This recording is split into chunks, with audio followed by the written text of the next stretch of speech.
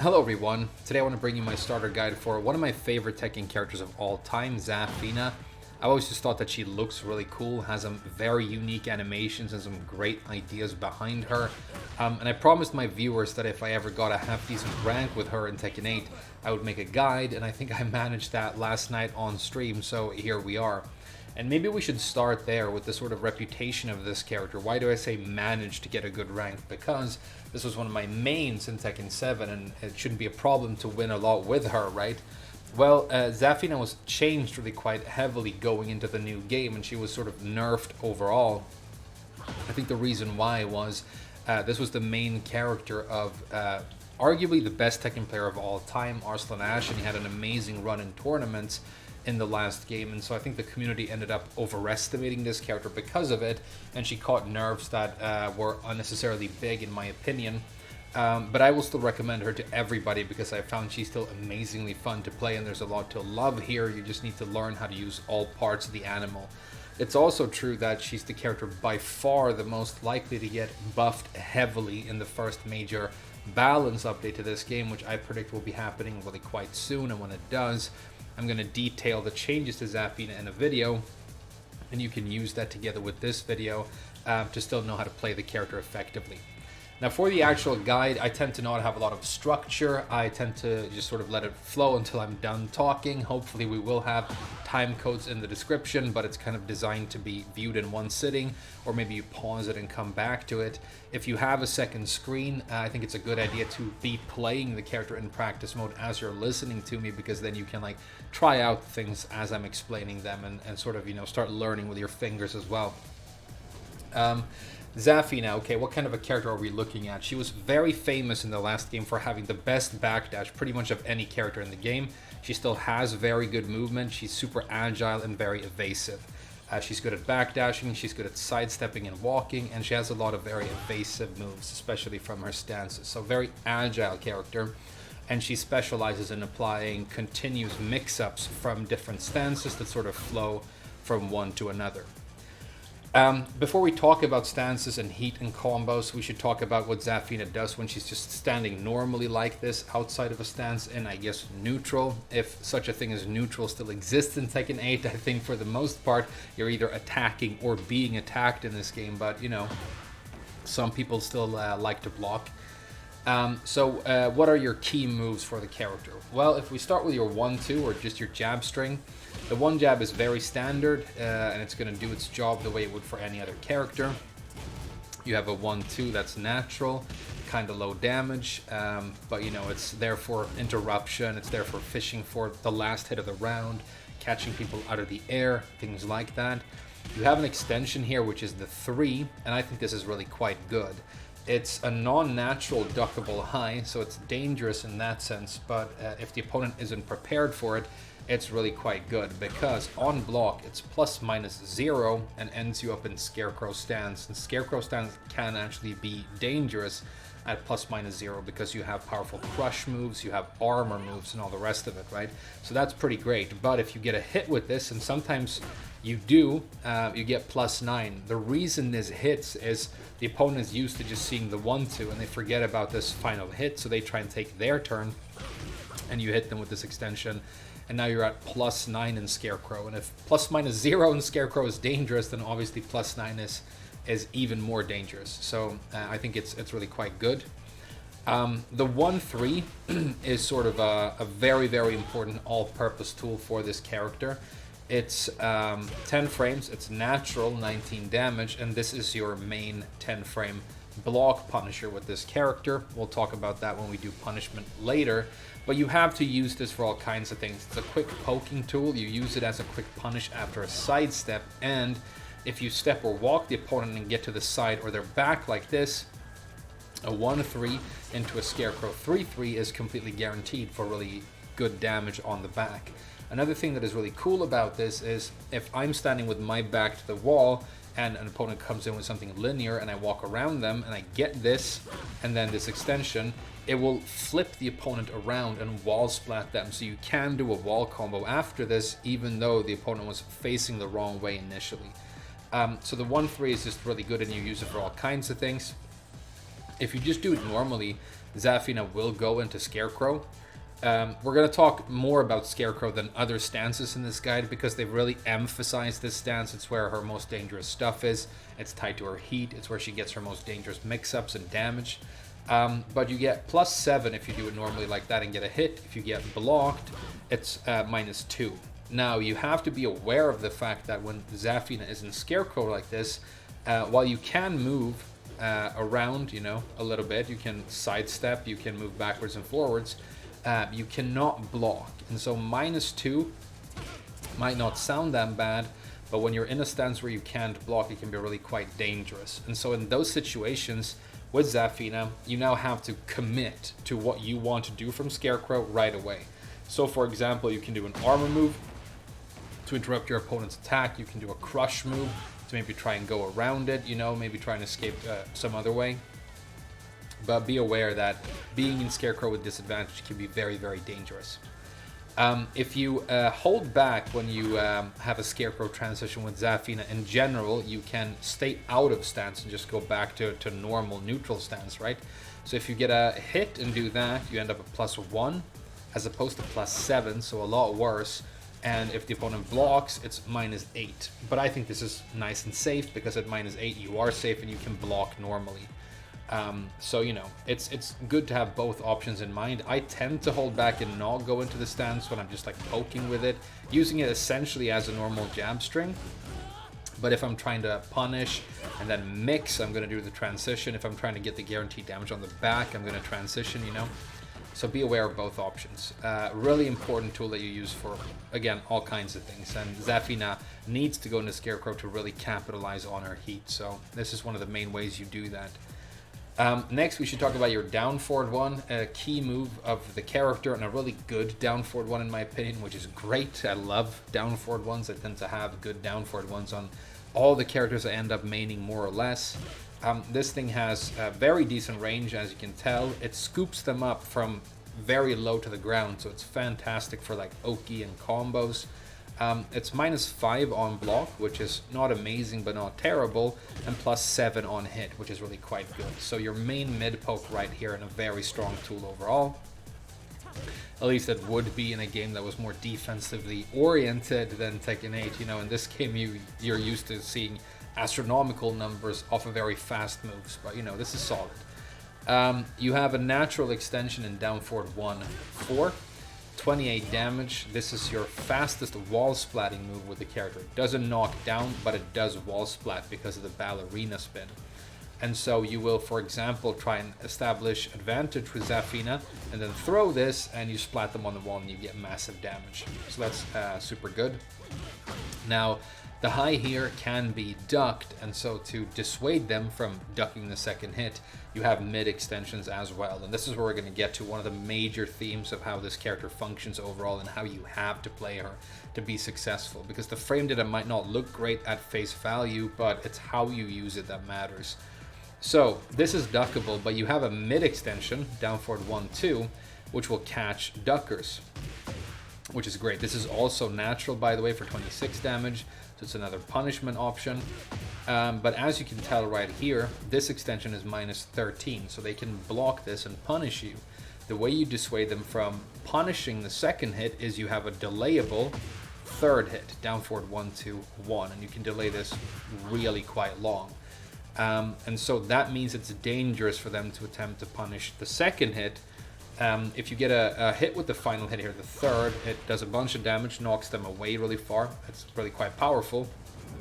And if you score a counter hit with the second hit, the third one becomes guaranteed for even more damage. And so the way you use this string and the way you play Zafina overall kind of crystallizes, right? Your options, if you look at them individually, are not super impressive. But as long as you keep changing and mixing up what you're doing, what options you are using, the opponent will have to start to hesitate. Should they attempt the duck because you're going to do the high? Well, what if you do the mid? Should they attempt to, after the mid right here, do a punish? Well, what if you do the third hit? Okay, should they wait for the third hit and try and block and punish that because it's -13? Well, what if she only does 2 hits and then backs out and I get nothing? As long as you keep mixing up your options, the opponent will have to hesitate. And Zafina sort of thrives when the opponent is hesitating against her, because then she can go, you know, she'll do 1-3 into like Scarecrow this, and then she'll do a move like that, and then she'll go up into this, and then down into this, and she can just keep on chaining mix-ups on the opponent until they make a mistake. So she's very good at that sort of thing, but it sort of hinges on your ability to keep mixing up your options, and that is why it's a little bit of a problem that going from Tekken 7 to Tekken 8, they removed some of her options, you know. She still has, you know, plenty left, but they removed some really cool options that she could use to keep the opponent guessing. But the down forward one string, super important, super key. Your main mid poke right here. It's a combo tool, it's a counter hitting tool, it's a wall splatting tool, it's like everything, right? Super good. Down back 2 is another 13 frame mid. This is a counter hit move. You don't get anything guaranteed for counter hitting with it. In some situations you can get a back 3, but it's not a true combo or anything. It's not really guaranteed. The opponent can get up and evade this, but it's worth attempting the back 3, because a lot of people mess this up, and at some angles you just get it, and it is big damage when you do. The reason this move is good, it's safe on block at -9, it has high crush, and it's 13, which is fast for a mid, so essentially it's a counter hit get off me tool, and you can also use it quite successfully at the beginning of a round. So you're being rushed down, and you want to go under something or just counter it with something fast to get them off you. This is what you use the move for. It's not as good as like a 10 frame high like Feng's back 1 or Jack's forward 2 here, but because it has that high crush, it still manages to carve out some relevancy for itself. So keep this move in mind. Now we need to talk about one of those key moves for Zafina that is like, you know, what she's famous for and one of her best and most used tools, and it's the forward 3. You're going to be using this move a lot with this character. I mentioned that player Arslan Ash earlier, you know, one of the best players of all time, and this move, which was a big cornerstone of his playstyle when he played this character in T7. So, forward 3 is a 20 frame mid, usually comes out slightly slower than that because of the forward input. So it's on the slow side. Something you have to be aware of is that in Tekken 7, doing a 20 frame move on approach might have been quite risky because it's kind of slow. You might get counter hit, whatever. In Tekken 8, 20 frames is way too slow. Like in Tekken 8, if you're using anything that is slower than like 13, 14 frames, you're gonna get like blown up if you're not doing it right. So you have to be careful with slow moves in this game. But this move is still amazing and you should use it. You just need to like be careful. So if you get this blocked and you go into Scarecrow, which it does automatically, you get +9. If you get a hit and you don't go into Scarecrow, you also get +9. And same as with the 1-3, the way you stay out of stands and don't go into Scarecrow is by just holding back as you perform the move, you know? So exact same thing. If you get blocked here and you go into Scarecrow, it's +4. If you get blocked and you don't go into Scarecrow, it's also +4. So the frame data is the same whether or not you stance transition here, which makes it easy to remember and easy to use. So you can tell why this is good, right? It's a mid, it gives you advantage on hit or block, and it has counter hit properties, which we'll get to, and moves like that just tend to be super powerful in these games, whether it's Lily's down forward 3 or Brian's back 1. This move might not shine as brightly as those two options, but I think it's still really quite good. It has an extension, which is 1+2. It's -16, so launch punishable, but it has minor pushback, so you get away with it a lot. Another thing that happens is people are so used to seeing the 4-4-3 by itself that they swing or move after this, and this hits the extension, and then you get a massive damage wall splat, which is great. Now, when the 4-4-3 counter hits, the extension becomes guaranteed first of all for 40 damage. That's a very big wall splat. Works wonders for Oki. So that's great.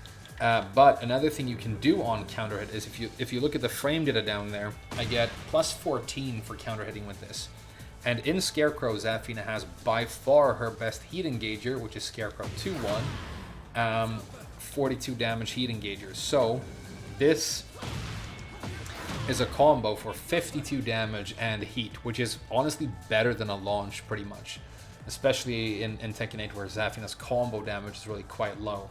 she really wants to get into her heat because that's when she becomes the most dangerous. So this is just fantastic. Even though it's like a one-frame link, it's one of the easiest counter hit confirms in the game, and you can do this no problem. So just keep applying the 443, and when you see that counter hit with the big spark, the doosh sound effect, do a 2-1, get your heat, get 52 damage. It's just really good. So this move is amazing. Hits really low to the ground. It's going to hit people who are moving around on the ground. If they're lying flat doing nothing, it won't connect, so it doesn't hit grounded, but it beats almost all other options, and it's also a really high damage, great little floor break tool. Another thing that I like to do with it is sometimes if I like spin and it's very near the wall, so like this, I will use this and then follow up right away with some powerful Scarecrow Oki for like an ender as well. So it's just a really good move that you use a lot. Forward forward 4 is another key move to the character. I would call this like one of her 3 maybe signature moves as well. It was pretty much her most used and probably best move in 7. Because slow moves are less good in T8, it's not quite as prolific, but it's still very, very important.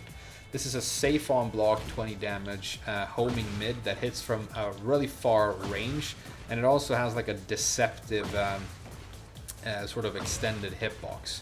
So you can throw this from a range, and if the opponent is doing something, moving around, attacking, you'll catch them, and then you can stay out here and you can keep them out if that's what you prefer, or you can run straight in and you can apply some sort of Oki. So this move is great. Also wall splats, of course, so just super, super important. And I mean, in Tekken 7, you threw this like 50% of all the moves you did. In this game, there's less keep out, defensive play, defensive movement, evasive movement at a range. It's, you know, it's more about going boonga hard in the paint, but you know, it still carves out a niche for itself. At 17 frames to impact, which is kind of slow, but you can still use it at a close range if you need a homing move. It's just kind of risky, so be careful, because a lot of, you know, players like to step or walk and then go straight for like a hop kick, so you have to be careful, right? But it's really quite good. Another homing move that you have, I'm just going to mention it quickly. It's a little bit of a gimmick. In this game, the input is down forward 2 plus 3. Used to be down forward 1 plus 2, but that's universal rage art now, right? So this is a safe on block mid. It's extremely slow to impact, but when it does impact, it's a normal hit launcher. So the reason you would use this is basically, you know that the Yoshi player is going to do his spin, and this follows him, homes, and then kills him for that.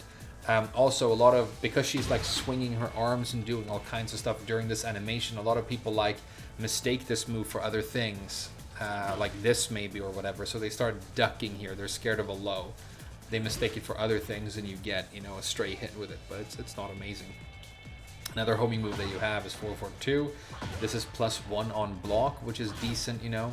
It doesn't have counter launch properties anymore, which is sad, but it's another way where you can like close the gap with a homing move and you know, start some offense if you like. So it's not terrible. It can be used in some combos as well to get decent damage. And some other great tools Zafina has for like closing the gap when you want to do that with her. This thing right here, my pet name for it is the Starfish. The input is 443 +4. And this has killed so many, like even really good players for me, and won me so many rounds. This is a fantastic move for this character. It's essentially safe, but not really. I'm going to explain what I mean. First of all, it's a 2-hit natural string. It does good damage, has massive range, and it's extremely difficult for the opponent to step or walk this. It is possible, but I can probably count the amount of times it's happened to me on like 2 hands. Because the second hit, the second kick here really follows them around and finds them almost no matter where they go. The second hit also hits grounded, which is fantastic, because what usually happens is you knock the opponent away during like a combo, and then you apply this as Oki kind of from a range. If they stay on the ground, they get hit by the second kick. If they do any kind of get-up attack, it catches them and you get wall splats and stuff, which is fantastic. And if you get blocked, it's essentially safe, right? So the reason I say essentially safe is if I do this move and get it blocked normally, you can tell that it's -11, which is not safe, but all moves in Tekken, pretty much, that are like 11 or 10 frames are all going to be highs. The fastest mids you find are 12 frames, almost always, for all characters. And that means that because Zafina can hold down after this and go into Mantis, which is a stance that crutches highs, the opponent can't be confident in throwing their high punish here. Because essentially they have to do their 10 frame block punisher. It's what you want to do. But if I go down and do this, they're just going to swing over me, and now I have a huge opportunity. So it's dangerous. If I do the Mantis transition, I'm minus 12. So now the opponent can punish me, but only if they have a 12 frame mid. Some characters don't, and the ones who do, the 12 frame mid tends to be a very low damage move with not great frame data, like a fish hook, which is usually an interruption tool and not something you really want to use for punishment. So the move ends up being essentially safe and a pretty good way of getting into Mantis even. So, you know, it's cool. This move is fantastic, and you throw it from a range. Some other great options that you have are your slash kick. This is buffed from T7. So the slash kick is plus, I think, 9 on block now. 7, sorry, it's plus 7, and it puts you into Scarecrow, so a very advantageous position. So you can run in with a slash kick, you get a hit, fantastic, you get a blocked, almost even better, especially if you're in heat. So she has quite a lot of hang time when it comes to this move, and they can walk and step around it quite easily. So what you don't want to do is, like, you're way out here, and then you like run for a full second and then do this. They're going to be somewhere completely different by the time you land. But if you're like sort of at the mid range and you're moving around and you're like throwing stuff, and then all of a sudden you do an instant version of this, now it becomes really quite powerful. And for Oki, it can become really quite powerful. And you really want to be in Scarecrow specifically when you have heat. So this is another great way of doing that. So good move. So when you're at a range out here, really your three main options are this thing, and then, you know, sometimes the slash kick, and they're all really quite good and can lead to big damage and Oki and stuff. So those are your three main like long range attacks. A lot of players like down 2-4. Personally, I don't use this move almost at all. It's very long range. It's mid, so, you know, not terrible. It's not natural. The third hit here is not natural, so you're going to get punished for using this. It's minus 12, but if you get counter hits, on the first hit, you get the entire 3-hit string for 32 damage, which is good. If you get the second hit counter hit, it's even better, because then the third hit becomes a launcher, like that, and you can do a combo. So, you know, it's got niche uses. I don't think it's great. You can tell that it doesn't really give you any sort of advantage or lead too much. You have two different stance transitions off of this. If you just do it normally, she will go into Mantis. If you do it and hold down, she will go into Tarantula, which is kind of weird. You're minus 4 in either situation on hit. I just don't think it's great. But sometimes you're fishing for stuff like from a range. Because it's fast, because it has those counter properties, it can catch people. When you do her 1+2 grab, which is up forward 1+2 for this character, if the opponent gets up wrong, you can get the first 2 hits of this string guaranteed. It's not actually guaranteed, but most people don't know what to do here. And you get a bunch of damage. I mean, the throw by itself is 40, and then, you know, you get this for another like 27. So it's like really, really good damage. So that's maybe the main use for this move. I don't really use it, but, you know, I thought I should mention it because you might like it. So those are some long-range tools. What else do we need to talk about? We talked about 12 frame mids, so I should mention yours. This is down 1. It might look very unimpressive, but I actually think that this move is sort of slept on and really quite good. I use it a lot. I use it specifically a lot at the beginning of the round. So the reason this is good, right? You can tell it's minus 16 on block in a 12 frame mid, which might sound terrible, but it has a very delayable extension, which is 1. So this is down 1, 1. If you get a counter hit with the first hit, which is likely because it's a 12 frame mid, thing becomes natural for 30 damage knockdown. Great Oki situation, you know, fantastic. But if you delay this and you counter hit with just the second hit, it's a counter hit launcher.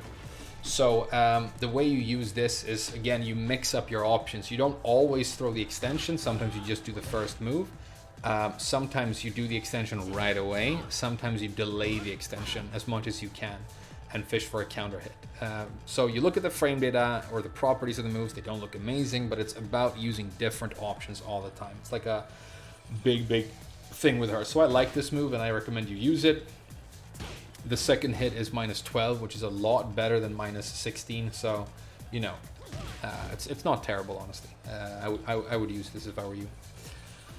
We need to talk about 1+2. This is another like famous move of the character. It used to be pretty much her best move, or was considered by some people to be her best move in Tekken 7. It's been changed to where it's not as amazing right now, but it still is your main counter hit launcher for the character. So it's 17 frames, variable range 16 to 17, you know, if you're really close, it's 16. So it's slightly slower than most counter hit mids in the game.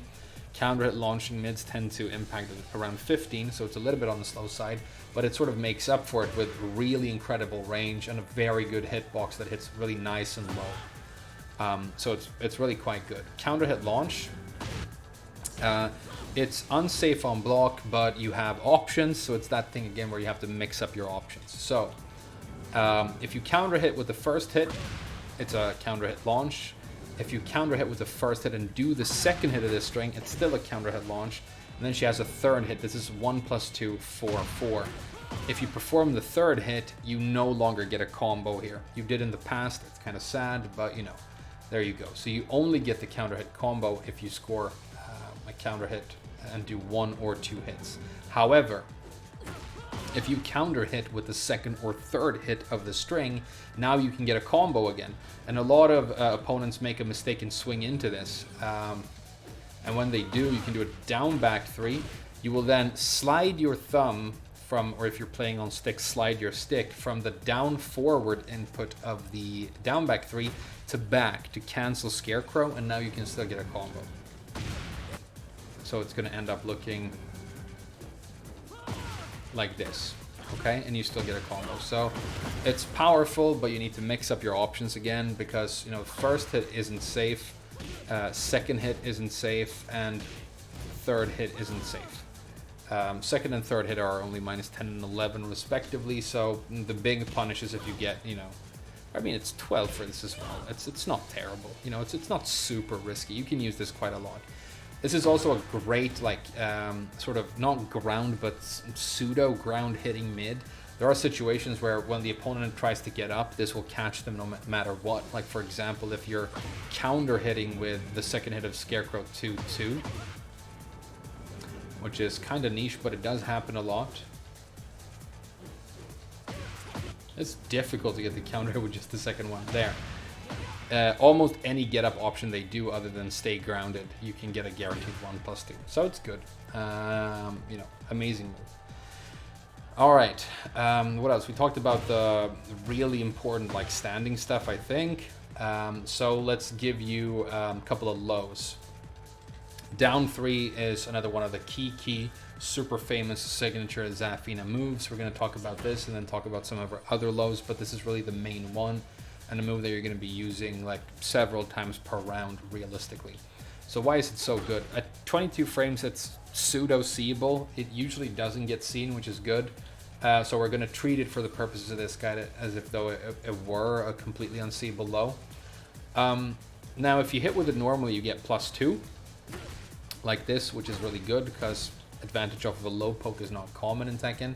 And you end up in full crouch, so you can do a while standing move right away. So the typical pattern is like you do this, then a while standing 3, or you do this, or a while standing 4, which are both, you know, very decent mids, very safe.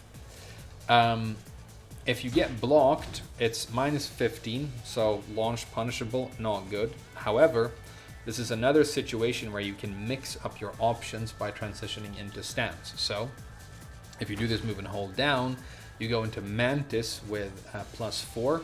So it's 2 frames better, and the exact same thing happens on block. You're 2 frames better at -13. So now it's gone from being launch punishable by most of the cast to only being launch punishable by like Kazuya. So a lot better for that reason. The move has counter hit properties, and you get a combo, full combo, not super high damage, but a full combo whether you transition or not. If you don't transition, you can do while standing 3 into Scarecrow 4.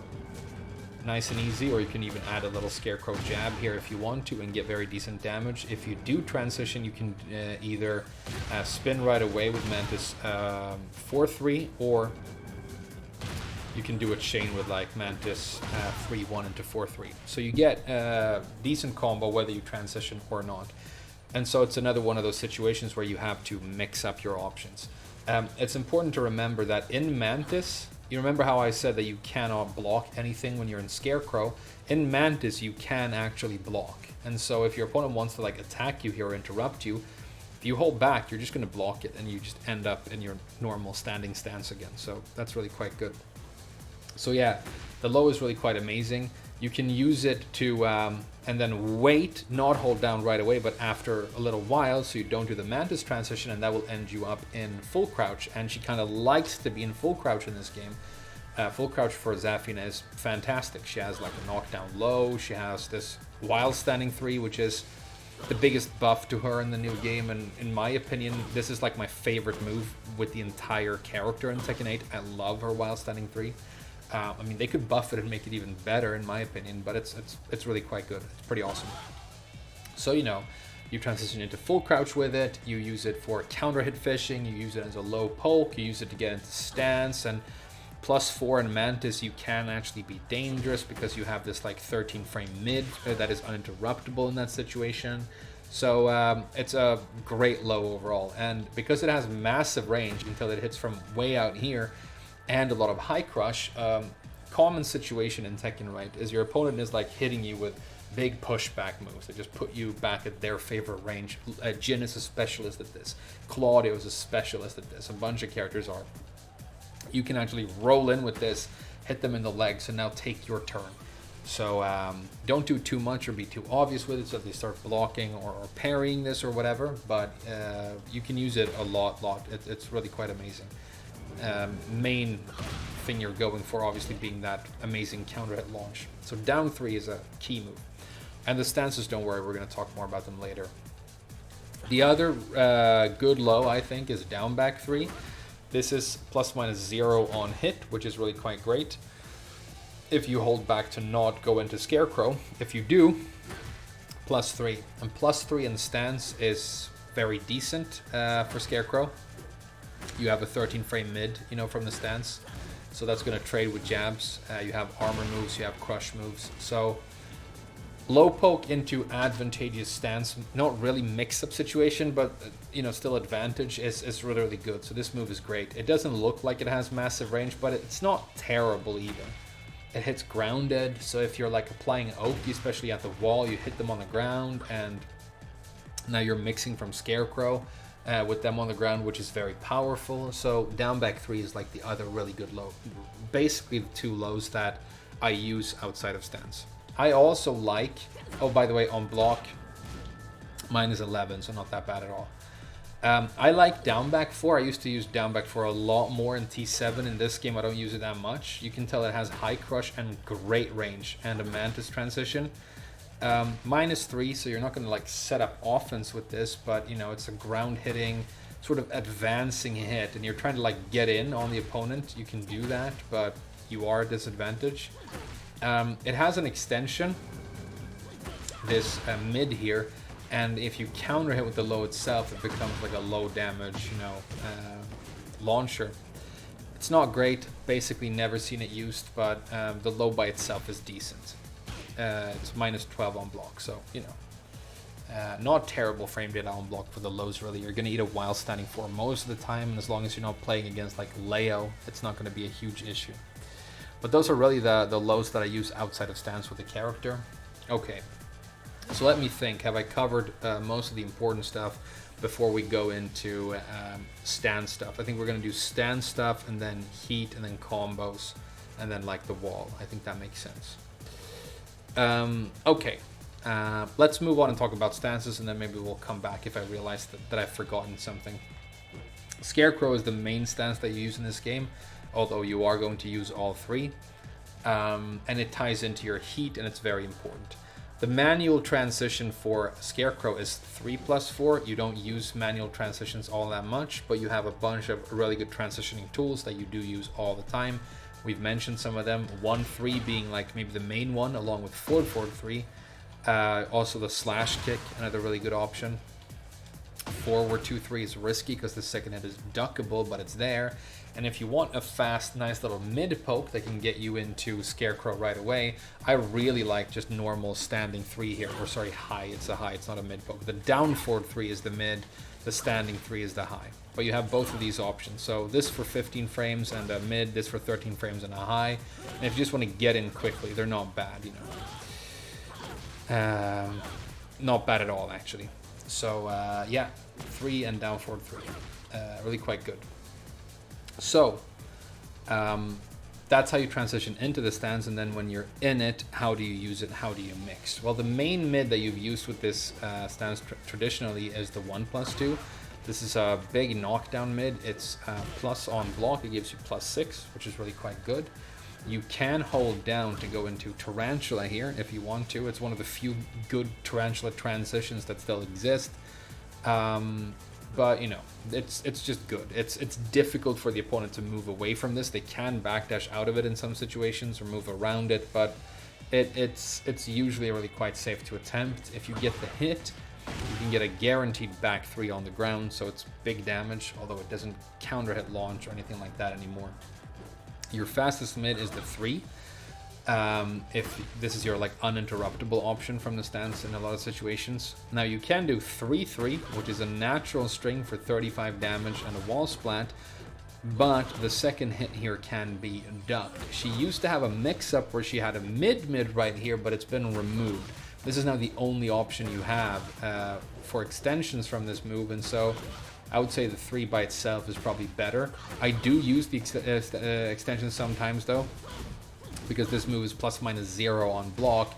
So if you do it twice, a lot of opponents will swing, and then they will get wall splat right here, and then you can do a wall combo. So 3-3 is decent but risky. You also have a jab from Scarecrow. This is your 1. It's 10 frames, so really kind of rare and cool to have a 10-frame jab from a stance. This is great. It's +9 on hit, and then you're in stance with +9, you know. It has a 4 extension, which gives you +7 and Tarantula, which is kind of great. It's an option that really confuses people a lot. If you counter hit with a second hit right here, you can get guaranteed stuff on the ground. I usually do Tarantula down 1 +2. I think that you can get her new heat move, or not heat move, claw move right here for 42. That's Tarantula down 1 +2, and we're going to talk about it later. So this transition is really quite good. So you have fast high, fast mid, you know, big power mid. This handstand right here is decent for like a mid. I have personally never really used it in a mix-up situation, but you know, some people do. And then you have this armor move, which is the 4. It launches on the first hit, which is kind of sad because it means that the damage that you get off of this now is really quite limited. It used to not do that. It's another thing I think they should change about her.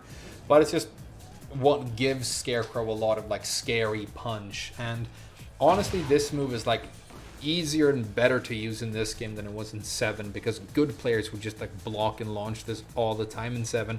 But in 8, people are attacking so much that if you throw this out maybe once or twice per match, you're very likely to score a hit with it.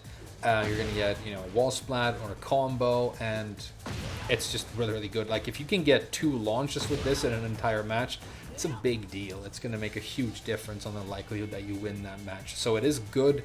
It becomes more prolific in this game, but you know, it is launch punishable, so you have to be aware of that. So from Scarecrow, those are some really good options. Now, for sort of the main string that you're trying to hit with when you're in this stance, the main mix-up mid, really, it's the 2-1. The reason this is a completely new move in this game, and the reason it's so good is because, first of all, it's safe on block, which is great. However, it does deal damage to Zafina, and I'll explain why when we explain her heat. But basically, when she uses her purple hand moves, she does a portion of damage to herself. So even though you're safe on block, it's still detrimental because you're dealing damage to yourself. But if you get a hit, it's natural, it does 42 damage, and it heat engages, which makes it just an amazing move, right? So it has like a little sister move, which is the 2-2. This is unsafe on block. It has counter hit knockdown properties on the second hit. I don't know why they kept this now that they've added a move that seems like categorically better in the shape of the 2-1, but it's still there, I guess. This used to counter hit launch, by the way, which it doesn't do anymore, so it's another nerf. So yeah, fantastic. Really the main heat engager that you hit with was Zafina. The others aren't amazing, but this one is really, really good. Now, to make the opponent duck or swing or get hit by this heat engager, you need to have some good lows, and you have two options. Both are fantastic.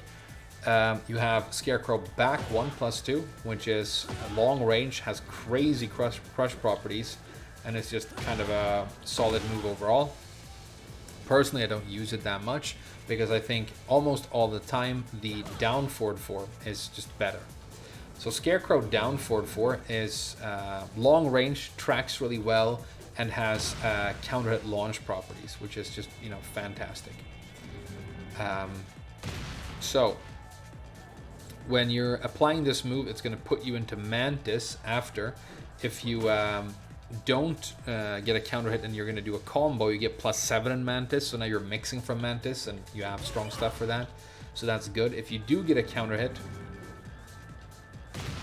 you can start doing you do Mantis down 4-2, yeah, that's what you do, and you can get a combo off of this. So it's a really, really strong low for a bunch of reasons: crush properties, tracking, counter hit properties, range, you know. So I think it makes this thing obsolete, kind of. This has extreme crush, you know. It was known for that in the previous game, so, you know, if you need to go under a low, maybe use this move, but I think this move is better. But it is a threatening enough low, kind of, that your opponent is going to duck occasionally or attempt a low parry, and that's what enables you to hit with this heat engager. So, good stuff, right? And that's kind of the basic rundown on how Scarecrow works. It's a good mix-up stance. You transition into it off of some of your most important moves, and then you have a strong mix-up when you're in it. We're going to talk about heat later. Zafina has two different heat smashes, and they're both fantastic. It's kind of her niche. She has good heat smashes. One of them is a Scarecrow heat smash that is a knockdown low that gives you a guaranteed 41 damage in the open. And so what you're trying to do with the character a lot of the time when you're in heat is like make them get into Scarecrow, make them hesitate, and then you mix this with some sort of middle. Just try and throw it out fast and get that damage. And because you have that 41 chunk of damage, you know, for your heat smash, it kind of makes up a little bit for the lack of damage that you have in combos and stuff overall. I'm going to talk more about this move later because there's other stuff you can do with it. But yeah, I think that's a basic rundown on Scarecrow. Now let's talk about Mantis, probably the second most important and prolific stance. The Mantis transition is down 3+4. Again, probably never going to manually transition really, but you go into it often, for example, down 3, which I've told you is one of the most important moves that you have. 4-4-3+4 hold down, which is really good as well. You can do Scarecrow down 3+4 for a transition like this. While standing 2 hold down, you can do sort of an evasive rollback, and if the opponent isn't prepared for that and punishes it, then it sort of lets you get out of jail for free, which is pretty cool as well. And the very, very strong Scarecrow down forward 4. That was the move I was trying to get to as well. So you have some strong transitions for this, and then when you're in Mantis, your main mid and really your best move overall, I think, is 1-3, which is sort of a Mantis version of your standing 1-3, but it does more damage. It's really fast. It's mid. This is just really, really good, right? On block, it's ±0 when you're in Scarecrow, which is kind of fine.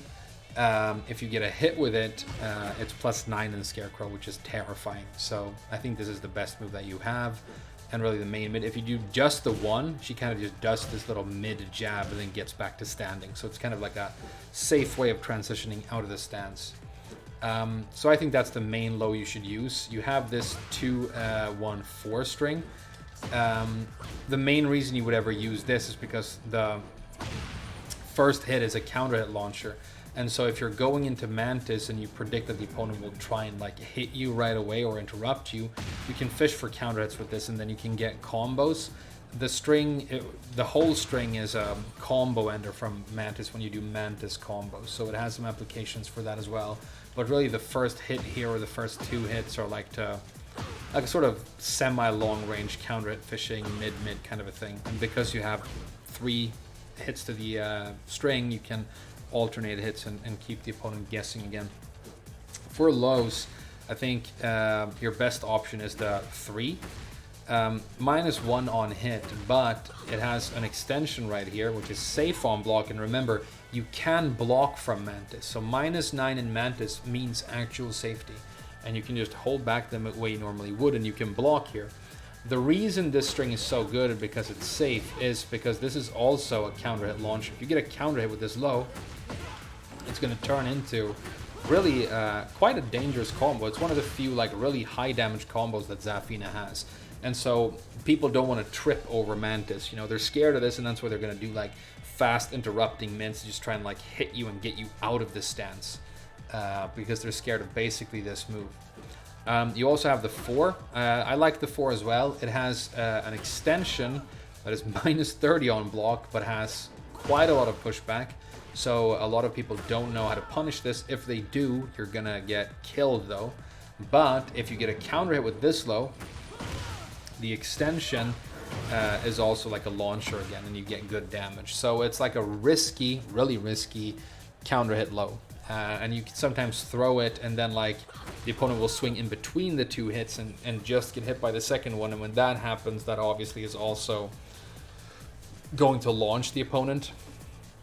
You have up forward 3 from Mantis. This is a low crush move that I like to use when I think my opponent's going to try and hit me with a low when I'm in this stance. You can get this guaranteed in some situations. It's not terrible, but it's not super prolific. What else do we have from Mantis? Oh yeah, the down 4. The down 4 is a move that I'm trying right now to learn how to use more because I think it actually has a lot of potential. It's kind of a high damage, very long range low that also counter hit launches. So it's, you know, really quite dangerous. And again, like really quite high damage. So I think this move is underestimated, mainly by me, and I should start using it a lot more. If you just do it normally like this, she will go straight back into Mantis after it and be a +4. Really what you want is that counter hit though. This is Mantis down forward 4. It's a new move that she got in like season 3 or 4 of Tekken 7. And it's because Mantis and Tarantula are kind of vulnerable, and Scarecrow really are kind of vulnerable to sidewalk. If you see Zafina go into stance, you can start walking around her, and she's kind of locked in vertically, and they can go around her. And so they gave her this kind of strong homing move here, which forces you into Tarantula, but it's a way to catch steppers, and then when you're in Tarantula, you can mix from Tarantula, which is kind of cool, right? Speaking of Tarantula, this is my least used stance, although I still like it. You can, in this stance, you can't block, you can't move backwards or to the side, but you can crawl forwards, and that's your only option. So I know it sounds like a lot. This character is kind of intermediate to advanced, and she has a lot of things that you have to remember, but the inputs are not that hard, and you're gonna get it if you just start using her. But okay, Scarecrow, you can move backwards and forwards, and you can sidestep, which is not that useful, but you can't block. Mantis, you can move around backwards, forwards, and to the side, and you can block. Tarantula, you can't block, and you can only move forwards, but you crush like a bunch of things. When you're in Tarantula, this low right here is really good. Sort of a hunting bear kind of a move, +5, 18 frames to impact low. It has some counter hit properties, which is pretty cool. And then you have down 1 +2, launch punishable, but really powerful big low that puts you into Mantis. This is maybe my favorite move from this stance. And when I get a hit with this, I always go straight into Mantis down 4, and that's guaranteed. I think maybe now you can actually get her this thing. No, you can't. That gets blocked. Okay, so down 4 might still be your best option when you get a hit with this. Yeah, it looks like it.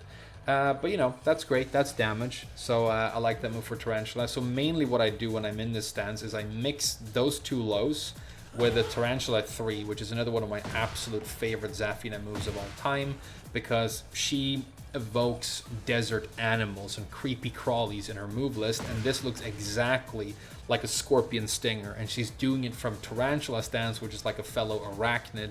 So the thematics are excellent, and the move is also just really good, right? -7. If you get a hit with it, it's another situation where you can collect guaranteed damage with Tarantula down 1+2. Let's examine quickly if you can actually get... Yeah, you can actually get her new down forward one right there as well. So that might be better damage. So Tarantula is cool. It creeps people out, you know. They get hit by this 3 all the time, which is great. Another option that you have is the 1+2. The reason you would use 1+2 from Tarantula is for its low crush, because people want to hit Zafina on the ground and get her out of this creepy stance. If they do that, you can jump over lows with this and collect a guaranteed stomp, so that's really quite good. You also have this massive launcher in the shape of Tarantula 2, which is a safe on block launcher, but it's very slow and risky. Speaking of which, I'm realizing now that I've showed this briefly earlier, but this is another very, very important Mantis move that I need to add here. It's Mantis down 4-2. The reason this is like such a fantastic move for Zafina is because it's a safe on block mid launcher, which is very rare in Tekken, and it's from a mix-up stance where opponents are likely to like duck you and make mistakes. You can combo off of this, and you can get really quite decent damage. I mean, it's not like a huge combo, but it's not terrible either.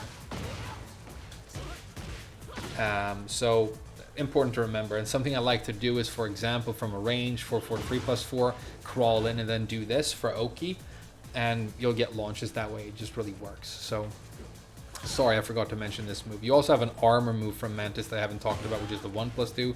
It's kind of risky, but if people are trying to like interrupt you from a range, you can do this, and you can collect the guaranteed back 3 in this situation as well. So some more good options from Mantis right there. Okay, so we've talked about your main stances. I mean, the way you get into Tarantula really these days is like, I think this is like one of your best transitions. 1-4 if you know you're a weird guy, and then also Scarecrow 1-4. Okay. You should, when you start learning this character, mess around a bunch with these moves and realize which move from which stance flows into another stance, because you don't want to do a move from a stance and then be in another stance and not be aware of where you are. You should also try and find out and be aware of whether or not there's an option to cancel the stance transition or not. And they've removed the option of canceling transitions for Zafina going into this game in a bunch of situations, but you know, some of them still exist, and some of them are weird. Like I mentioned earlier, this can go into both Tarantula or Mantis depending on what you do. And so this is really the hurdle and the difficult part of learning this character. It's not difficult inputs. It's the fact that all these different transitions, they branch out into this massive tree of things you could do next, and you need to be aware of where you are so that you can make the next choice quickly. And that just happens with time. It will, and you'll be absolutely fine. But don't be intimidated by the like amount of transitions and moves that you have. Just like keep using her until you get comfortable, and then you have more knowledge about it than your opponent, and you start causing that delicious hesitation that I talked about earlier, you know. And then you're gonna like do this into this, and then you're in Tarantula, and then you do that, and you knock them down, so now you do this, and you know, you just keep mixing and confusing people. And that's sort of the main thing with her stances. I know I've left some moves out and probably missed some moves here, but I think that's a basic rundown on how the stances work. It's going to make more sense though when we start talking about her heat and then her combos. So with Zafina as a heat, This is really the main reason she's considered to be a bit weaker in this game, because while the idea and the intent of the design is actually really quite good, the implementation is flawed, mainly in the numbers department. They just need to like crank up the damage on some of this stuff, and it's going to be really quite useful and cool. But as you've noticed, Zafina has like a cursed demon arm, and when she does some of her moves, it grows big and erect, and she has some good properties, but she deals some damage to herself. The damage that she deals to herself is always recoverable health, which is important. So for example, if you do a claw move in a combo like this, subsequent hits in the combo will give you some of that health back, and so it's better to use a claw move early in a combo than at the very end. So that's something to keep in mind when you're choosing how you're going to combo with the character. Her claw moves are outside of stance. She has the Cursed Crow, which is like another iconic Zafina move. It's a long range whiff punisher for the character. And combo ender, they nerfed the damage of it in Tekken 7 to 50. It's still 50 now, and that means that it's essentially never really that attractive of an option, and they need to basically give her damage back. Although there are some situations where you can use this to get, you know, some, I guess, pretty much optimal combo damage for her. But you know, it's not great in my opinion. It needs to be better. So this is back 1, and then it's a just frame 1 plus 2, and you need to time that really quite specifically to get it right as the first attack connects. You also have this back 1 plus 3 or back 2 plus 4, either works. This is an armored reversal. In case you're unaware, when we talk about parries in this game, and I refer to this as a parry incorrectly all the time, but if you're parrying a move in Tekken, you're kind of pushing it away and just nullifying it, whereas a reversal, you will attack back automatically. So this thing is really quite good, and let's show it in action here by having my opponent Zafina do a couple of down forward ones. So as you can tell right here, if my opponent attacks me, I armor through, I deal 40 damage, and I also get this amazing guaranteed stomp for 18 on the ground. So it's, you know, 58 damage, basically full combo damage for scoring this reversal. So this is one of her most powerful moves, really. The reason you have to be super careful about it is she deals damage to herself, and then she's also going to deal damage when your opponent attacks you, and if you then don't successfully reverse something, you've just eaten a lot of damage. And if you're like out here and you do it and the opponent doesn't do anything, they can whiff punish you really quite hard. Another thing to keep in mind is that in Tekken, when you do in Tekken 8, when you do any armor move or any reversal, and this is both, throws become uninterruptible.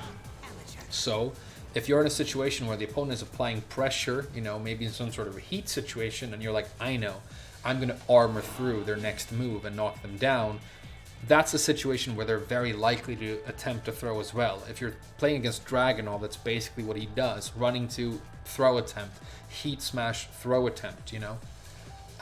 Plus frame, throw attempt. That's how you play, you know, scrubby online Dragunov in this game. And so you might get grabbed, and then it's an uninterruptible grab and you just eat damage. So while this is fantastic and leads to big damage, you just need to be very careful with it and pick your spots. And if you get blown up for using it, take it on the chin, and then better luck next time. But never forget about it completely, because it is pretty good.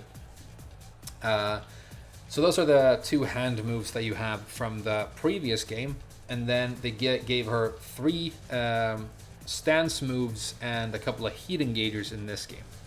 If we talk about the heat engagers first, you have down forward 4, 1, 14 frames natural, minus 12, I think, on block. Yeah. So really fast, really long range, really quite powerful. I don't use it that much though, but you could. It is punishable, so keep that in mind. This is also, as you can tell, going to spend some of your health. The Scarecrow 2-1 that we mentioned earlier, by far your best heat engager in my opinion. And then you have these 3 stance moves. They're easy to remember because there's 1 for each of her stances, and they all have the exact same input, which is down forward 1. So you have Scarecrow down forward 1, which is a -9 safe on block spin move, pretty cool. You have Mantis down forward 1, which is ground hitting and I think plus on block, although it doesn't really get used for that. Maybe it should. Maybe I should try it more. Let's Let's see here if I'm right about that. Yeah, +6. And then the Tarantula version is not plus, it's -7, but safe. So some pretty cool moves. Even though like none of them are really unsafe, they do spend your health, all of them, and that's what you have to be careful about. Now, these 3 stance moves become empowered when you are in heat, because they know none of her hand moves spend any health when she's in heat. That's one thing. So I activate heat and I do this reversal. You can tell that I'm not dealing damage to myself anymore. That's one benefit of being in heat for her. When she uses one of her stance moves with a claw when in heat, it spends a big chunk of the heat. And this is another thing that I think they should change and buff, because with Zafina, mainly what you want to do with your heat is actually get to your heat smashes, because you have 2 and both of them are some of the best heat smashes in the game.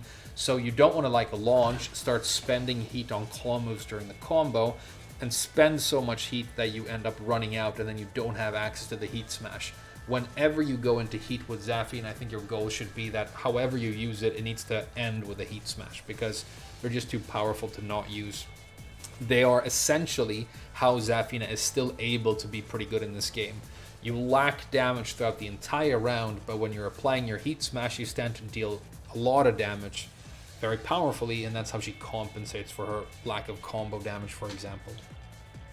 But these stance claw moves gain armor when she is in heat as well. Only the stance moves, but that's, you know, pretty good. I don't really use them for that. I don't think anybody really does, but I suppose you could explore it more and you know, get good at doing that.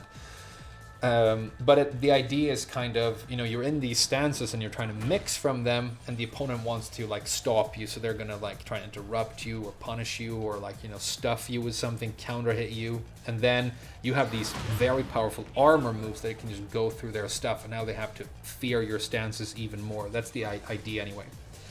But in practice, really what happens with Zafina is she just goes into heat and then she wants to use her heat smash. Let's talk about your other engagers, by the way. This is an engager, the claw move from Mantis. The Tarantula move is an engager from Tarantula. The Scarecrow 2-1, like I said earlier, pretty much the best one. The down forward 4-1 that I mentioned, and the final one is forward 1+2. Forward 1+2 is potentially an amazing move. It just doesn't, it struggles a little bit to carve out a niche for itself in this game.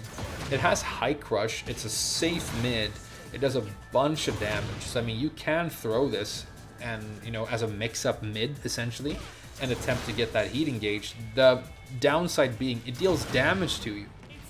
If it didn't, it would be amazing. You would throw this all the time. You would like get plus frames and then attempt this. That would be like her playstyle. But because she deals damage to herself, it's like too risky, and you end up dealing too much damage to yourself. But I mean, it's not bad. I still use it sometimes. So those are your made heat engagers, but like I said, the best one by far is the Scarecrow one. So what you're trying to do really is get into Scarecrow somehow, off of this, off of this, off of this. Mix them up, sometimes throw this as your mix-up mid. Now you're in heat, and now you're going to try and hit with one of your fantastic heat smashes. And that's basically how she plays with her heat, right? Okay, so what are her heat smashes and why are they so good? The first one, the standard one, is a 12 frame high that does 51 damage, so average to above average damage. The reason this is better than a standard heat smash is because 12 frames is really, really fast, so you can use this for a very powerful like Punisher. And another thing that is cool about it is that if you use it out here and you miss the initial hit, this giant beam of darkness will still come out, and the opponent will struggle to like, you know, go in like with punish you for it. They have to worry about the beam that comes after. Some people get counter hit by it, so you know, it's very long range. It can shoot them from way downtown, but the main way you want to use it really is like sidestep, see a whiff, and then blow them up with this. You have this awkward move with Zafina, which is back 2.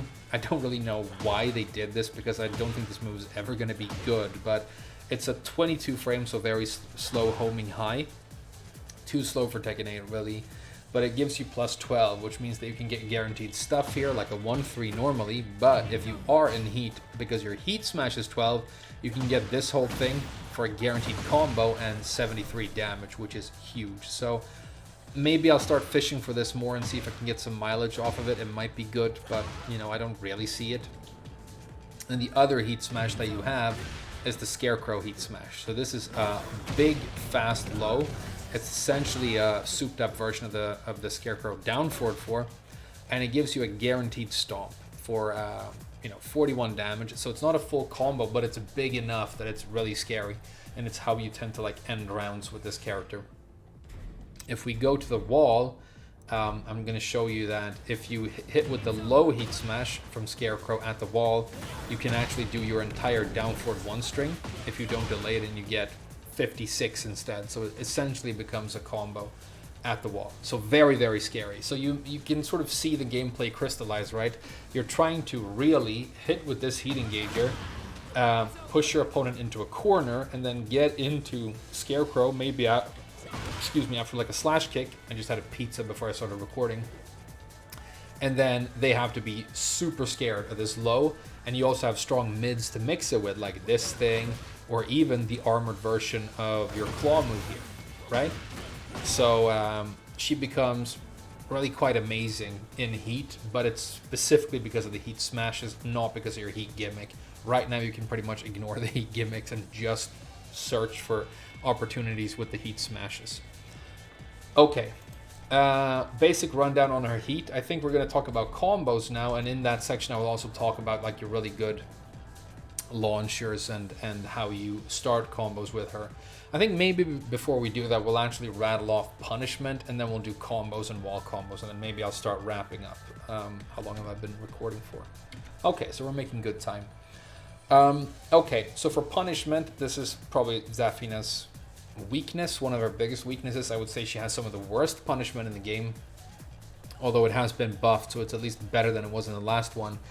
The 1-3 is your standing 10 frames. We've talked about this before. It's amazing for a bunch of reasons. It doesn't do great damage, but you get 7 in Scarecrow, which you like as this character, because it lets you heat engage and it lets you heat smash. So it's a good little 10 frame. Another option you have is the 1-2. Not really something you want to use, if I'm honest, but you know, it's good for like floating people and stuff. If they're doing moves like this thing from a range, you know, you can float them. 1-4 is your optimal damage option, puts you into Tarantula. It's like a weird move that you don't see many people use, because unless they've changed it since the last game, there's essentially nothing you can do from this position that is uninterruptible, really. I'm going to explore that at some point and see if they've made it better, but I don't think they have. So 1-3 is really what you're going to end up using pretty much always. 12, all you have is this down 1, but you know, sometimes you want a 12 frame mid. 13, down forward 1-4, which I've showed you earlier, or down forward 1-2. If you're punishing though, go for this because it's the better damage and it wall splats. 14, you have this heat engager, and it also has a different extension, which is the 2 right here, which is a spin move. The claw version does 2 more damage and heat engages. This version is probably better for Oki. They're minus, I think, 13 and 12 respectively. Yeah, so the spin version, the non-heat engager version, is slightly more risky, but you know, if you're punishing, you don't really care. You also have this forward 4, which gives you a guaranteed down back 4-2, which is, you know, an awkward little thing that I don't see people ever use. So it's another move that maybe you could buff somehow and make more useful for her. Maybe give it some counter hit stuff, I don't know. And then for 15, you don't have a standard launcher for Zafina at 15, which is a weakness of the character. But you do have this thing to compensate for that. This is down forward 3-4, which is a really long range and fast whiff punisher. You get the guaranteed down back 4-2 for 49 damage. So while that isn't a full combo, it's close to a full combo. This used to be 14 in the past, so it was really quite a lot better. Now it's 15, and we just have to deal with it. You can actually get a stomp here for 50, which is 1 more point of damage, but I think it's less consistent, and I really like this extension right here better.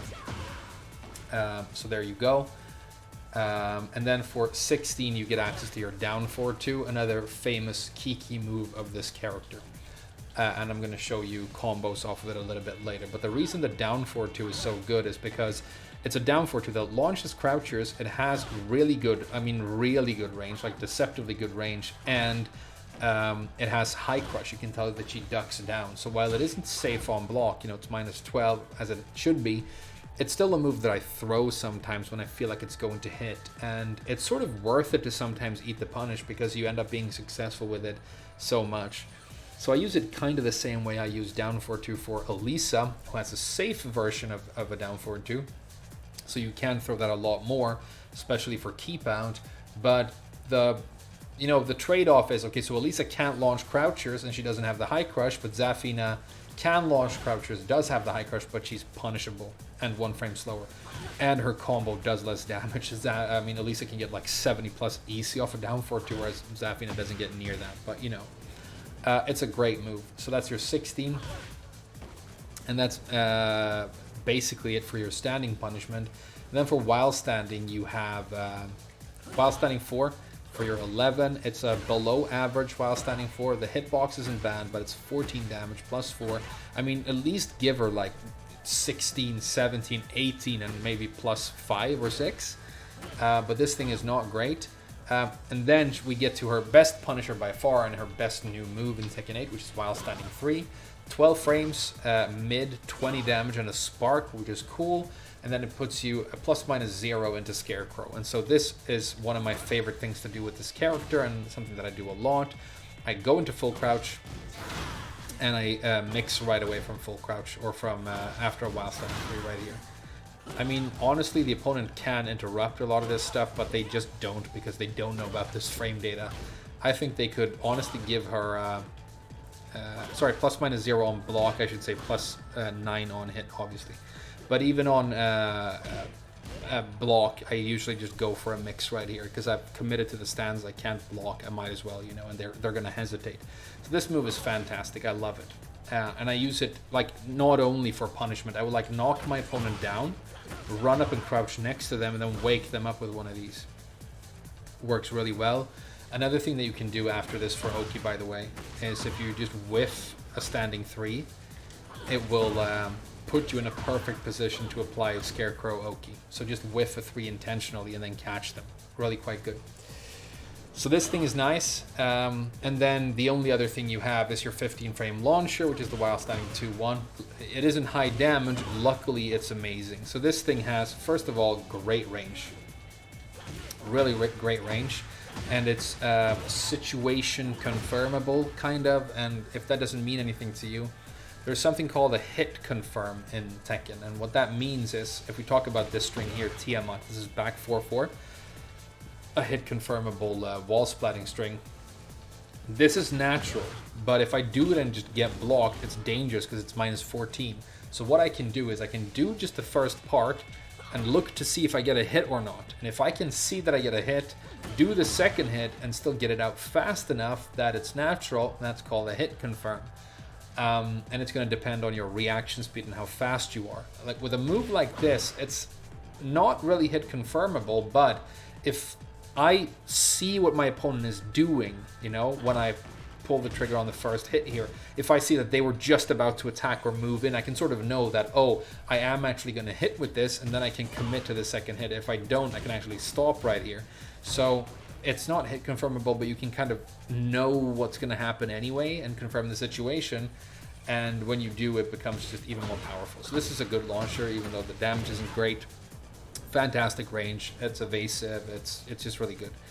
And then you have a while standing 2, which is 18 frames.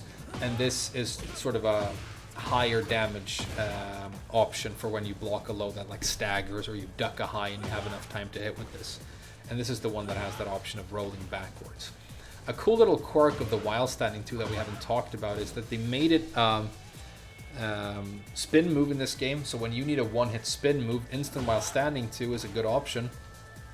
And it means that now when you do sidestep 1+2, which is not a move I use a lot with Zafina, but maybe I should because her sidestep is good. On counter hit, this knocks down, and if you do an instant while standing 2 and you're fast enough here, see if I can get it off.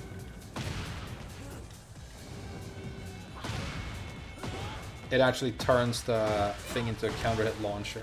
It's not as difficult as I made it look right there, but whenever you do this and you score a counter hit, just always attempt the instant while standing 2, because if you do it slow, you still get that grounded hit, and if you do it fast enough, you get the combo, so it's like a win-win. So always attempt the instant while standing 2 if you counter it with sidestep 1+2. But that's basically it for your punishment. I mean, you have this thing for like really long range stuff, 18 though, so you know it's not going to work against everything. And that's kind of it for her, you know. She's not great at punishment, but there you go. All right, let's teach you guys some combos and then some wall combos. Her combo damage isn't great in this game. You can make it good, but it's you know, kind of awkward. I kind of like the combos though. If they just crank up the damage a little bit, I kind of like them. So if we start with down forward 2, which is the main launcher you use with this character. I mean, I've already showed you what you do off of down forward 3-4, which is this, and then you get that good Oki. Same thing off of this. And then for the down forward 2, you're going to do an up forward 1. An up forward 1 is like a good tool for Zafina and neutral as well. I use it for like creating wall splats because it's plus a 4 on block. And a lot of people don't know that, but it's like a damage filler here. So you're going to do down forward 2, up forward 1, forward 2, 3. There's a 2-hit string that puts you into Scarecrow, and then you have 2 options for your spin. Scarecrow 4, which is the 1-hit spin move that does no damage to Zafina herself, or the down forward 1+2 move that is a 2-hit move that does more damage but also does damage to you. Be aware that it also adds 1 hit to the combo, which means that you get 1 less hit for your ender because of combo scaling. So it ends up looking like this. You're going to do a down forward 1 right there, do this, spin like that, and then for enders you have a bunch of different options. If you're going for like optimal damage and you do a 1-hit spin, you do another up forward 1 into the Cursed Crow Just frame. Like that, and you get 65, which is pretty much as high as her standard combos go. I tend to do something a little bit more like this. I'll do this for my spin, and then I'll end with either a down forward 4-2. You can end with down forward 3-4, which is also good for like carry, 1 less damage. You can also do a while running 1+2, which is a move I haven't mentioned yet, but this is like plus on block tarantula transition from while running, and then do the tarantula down forward 1 for like a high damage combo ender as well. But I was mucking around with this character in practice mode and learning more about her combos today in practice mode, and I like figured out that I think really what you could be doing with this character is simplify her combos in the open, especially when you're new, and just do like a really standard version. So you could just do stuff like take out the down forward 1 right here, and then run up and do forward 2, 3, 4. You see this? So this is just down forward 2, up forward 1, that. I'm taking out the down forward 1, and then I can get this for an ender, forward 2, 3, 4. And it's 59 damage, which is basically what she gets anyway, and the combo is super simple to perform, you know? So when you're new, this is really your best option, and it's not terrible for damage either. So maybe start here and then add more stuff as you see fit, especially if you need to convert for wall carry or whatever. This thing is fantastic for putting people on the wall. It carries them really far. This thing works as well, and so does 443 plus 4. Can also create wall conversions. The while standing 2, you don't have time to get an up forward 1 here, and so what you do instead is either a 1 jab into an up forward 1, and then you go into your standard combo, or if you're going to do the simplified version that I showed you earlier, you can just do a 3 and then go into your Scarecrow right away and combo like that, you know, super simple, right? Or maybe you can add a hit here actually. Yeah, but you get less damage, so don't. But yeah, 1 jab, up forward 1, and then, you know, your standard enders. While standing 1+2, same thing I've shown you so far, really. So her combos are kind of standard and not that weird. It gets a little bit weird when you start going into stances, though. So the counter hit down 3. If you go into Mantis off of it, Mantis 3-1 into Mantis 4-3. Mantis forward dash and then Mantis 214. This works, but it's kind of hard and a little bit inconsistent.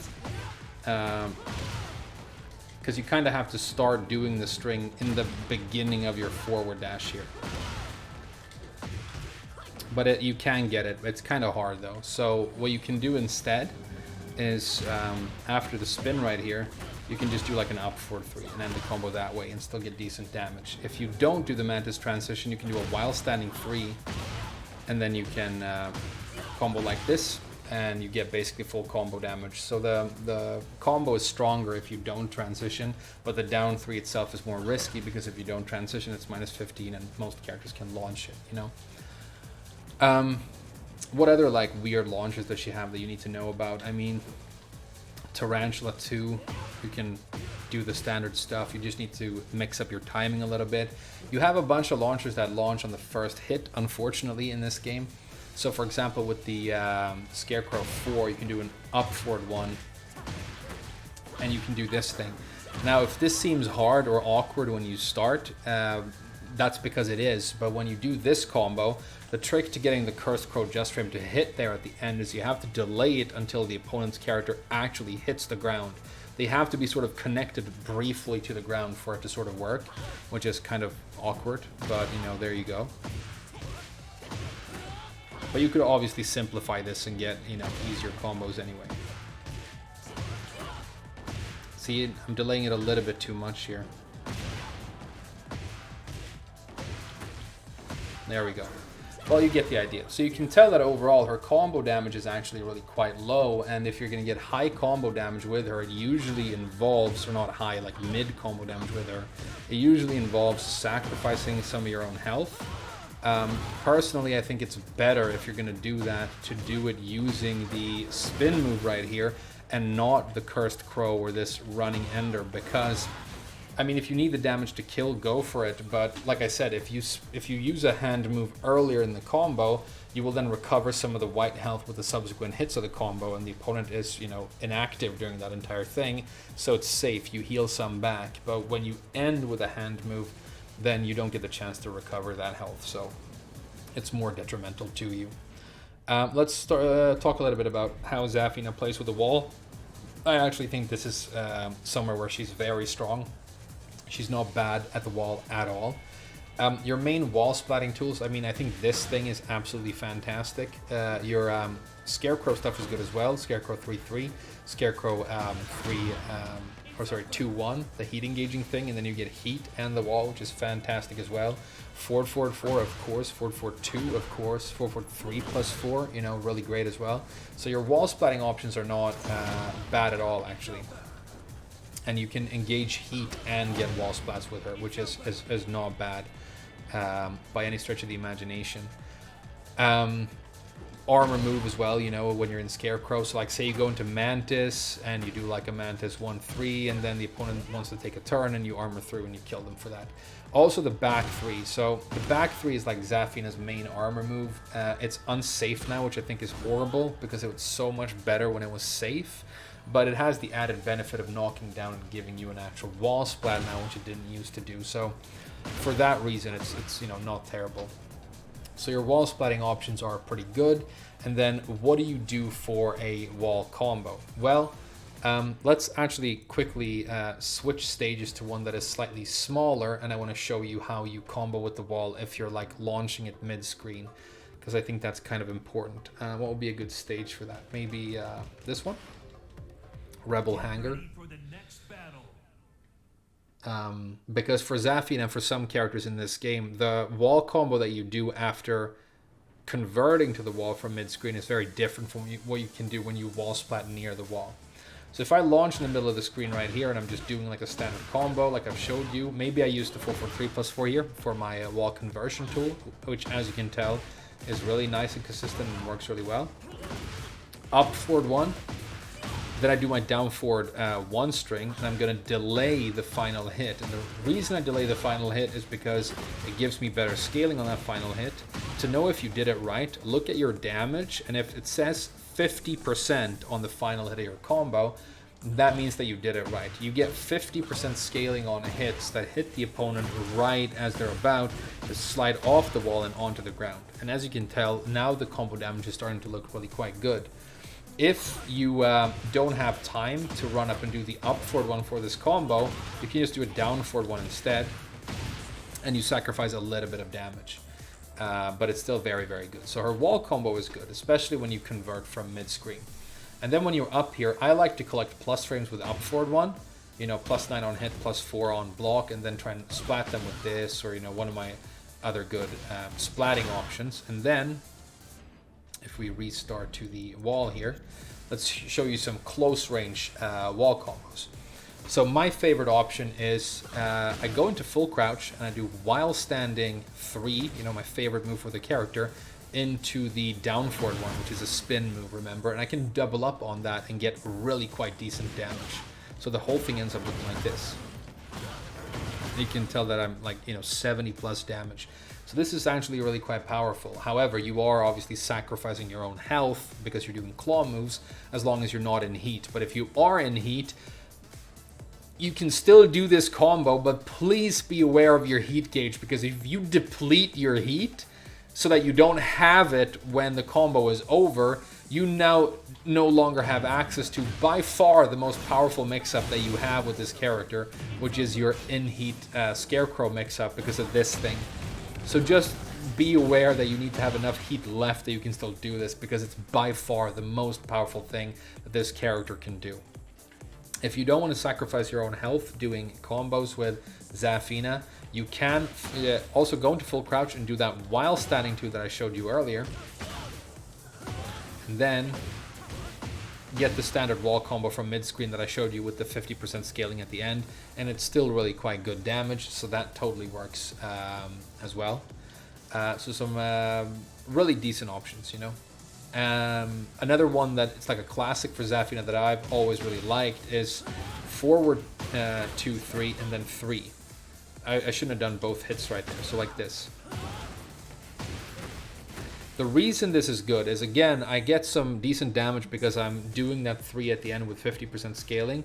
It's only 58, but now I'm standing with a lot of advantage over my opponent and inside Scarecrow, which, as you know by now, is very, very powerful. And if they stay on the ground or stand up, this 1+2 right here, I mean, if it hits normally, big damage for me. If they stay on the ground, it hits grounded, again, big damage. If they stand up and block it, now I have massive advantage, and their back is to the wall, and I can attempt another wall splat. So it's another cool little option, but Scarecrow is just really good when you're anywhere near the wall.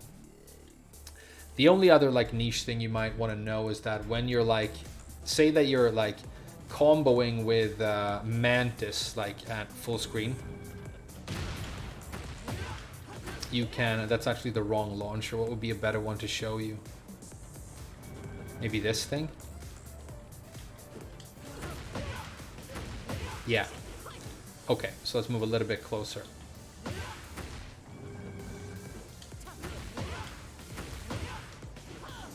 Okay, that doesn't work in that situation either.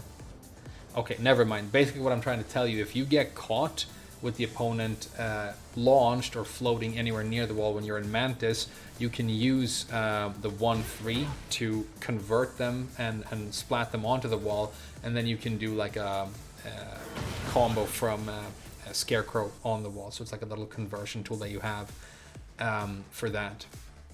So I'm trying to remember if there's anything that I've left out. We've talked about, you know, your neutral stuff, all these powerful moves. Talked about your reversal. I mentioned your armor move, your launchers, punishment, your stances, mostly your heat stuff. I'm definitely forgetting some things. I mean, she has a snake edge. I don't use it. I mean, unless I'm like memeing, but you know, you might like it. It's cool because it launches on the first hit or the second. So, you know, that's good, I guess. See, that's the situation right there with what I was trying to show earlier with how you can convert to the wall using Mantis 1-2. I think that's basically it. Again, there's definitely stuff I'm forgetting right here, but I think this gives you a decent primer on how to use the character. Now, like I said, it's going to be intimidating in the beginning because she's sort of more advanced than a lot of other characters. because the move list is large, and you need to know that, okay, like I do this move, I can either go back to normal or I can like go into Tarantula. If I'm in Tarantula, I can do like, you know, this thing, and that's gonna get me back standing. Or when I'm in Tarantula, I can just like do the first part, or I can do 2 hits, and I think I can, I think she can actually Mantis transition off of this. Like there's all kinds of different connections, and you have to get used to those, and it's going to take a little bit of time, but when you do, now you have that information and your opponent doesn't, and that's how you like start causing that hesitation and that confusion that allows you to continuously keep applying these different mix-ups, you know. And that's kind of how she plays. And then the other part of like her playstyle, she used to be all about, you know, backdashing with her fantastic backdash and whiff punishing. And while you can still do that in these very aggressive matches that we have in Tekken 8, it's really more about trying to counter hit your opponent with one of these heat engagers, mainly this one, and then capitalizing on that very, very powerful heat smash package that she has to kill the opponent and end the round. I think you're a stronger character on wall stages than you are in the open now, which may sound paradoxical because obviously you're one of the best movement with punishing characters in the game, but the wall allows her to deal so much more damage that I think it's more of a benefit to her than a detriment. If I missed anything that you want to add, I know I have a lot of Zafina players who watch the channel, then feel free to tell the rest of us in the comments. But I really hope you enjoy this. I always love making these guides, you know, it's my favorite kind of content to make, so hopefully you liked it. If there's any other character I play that you'd like to see me do, then maybe I will. But for now, thank you so much for watching this, and I'll see you guys again very soon.